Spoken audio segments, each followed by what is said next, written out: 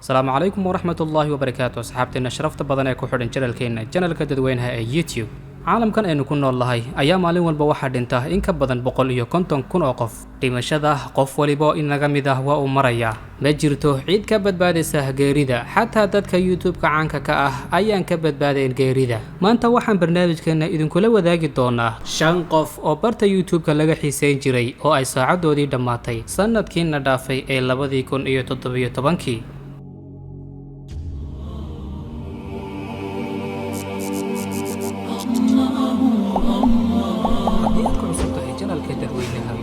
هذا كسر بيرو كمان نواس حتى كحرة. هذه هو صار يا سبسكرايب سيادة راسع تو برنامج والرسوقني. لمبركة كوبات ريتش بيانا. ريتش بيانا waxa uu dhashay 1977 waxa uu dhintay 2017. haddaba ninkan ayaa waxa uu ahaa dhibic muhiim ah oo ka muuqatay barta YouTube-ka siiba qaybta jidhiska. noloshiisa 25 sano u dambeysay waxa uu ku foganaa jimta iyo jidhiska. 2011 ayaa waxa uu bilaabay inuu muuqaaladiisa dadka kula wadaago barta YouTube-ka. waxa uu dadka aad ugu dhiirigelin jiray dhinaca jidhiska. Question. Are you truly doing whatever it takes to reach your goals? Now, I'm going to talk about bodybuilding, but this goes for anything. ninkan ayaa inta badan waxa uu aad u isticmaali jiray cuntooyinka dufanka leh sida hamburgerka iyo pizzaha. intaasi waxa uu dheeraa waxa uu aad u isticmaali jiray kobciyaasha hormoonada. si kastaba ha ahaatee lama garanayo sababta rasmiga oo dhintay iyadoo uu lahaa xanuuno badan oo dhinaca beerka, madaxa, wadnaha iyo xanuuno badan oo la soo koobi karin. rich waxa uu dhintay 25 bishii August 2017. lambarka labaad Penchem waxa uu ahaa wiil Turkish ah oo ay dadka Turkidu aad u jeclaayeen muuqaaladiisa. waxa uu ahaa wiil balaaqa leh oo dadka aad ugu qoslin jiray. Merhaba arkadaşlar, uzun zamandır kanala video yüklemeye geldim. Bakalım bunlar kimmiş? Kimmiş bunlar?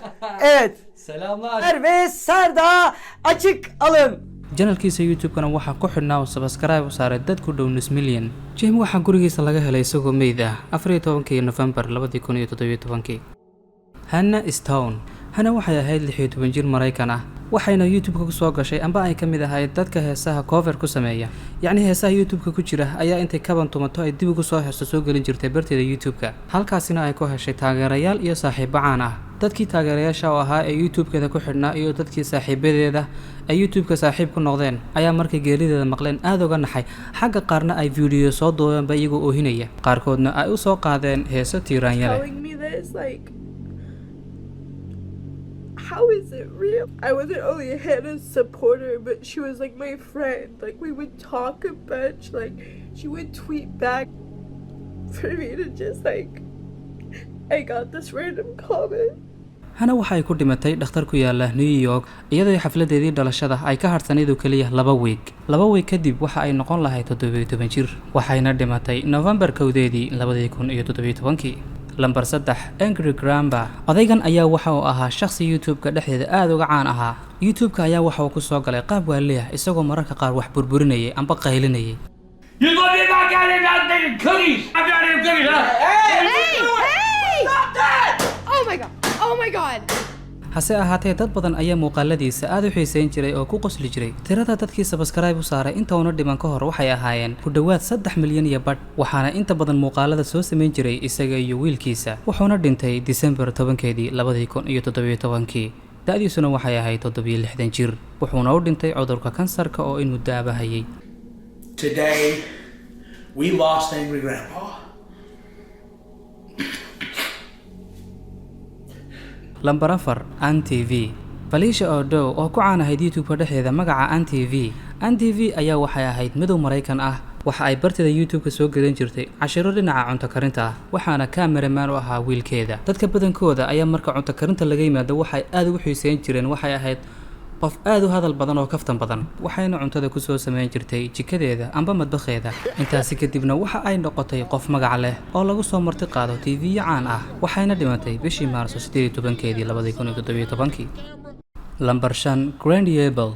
Killian oo YouTube-ka looga yaqaano Grandiable ayaa ahaa wiil yar oo gamer ah oo gameta soo gelin jiray YouTube-ka kana soo jeeda dalka Faransiiska. Salut à tous! On se retrouve pour une nouvelle vidéo. Alors comme vous avez pu le voir marqué au titre et à la miniature, ça va être une vidéo vlog.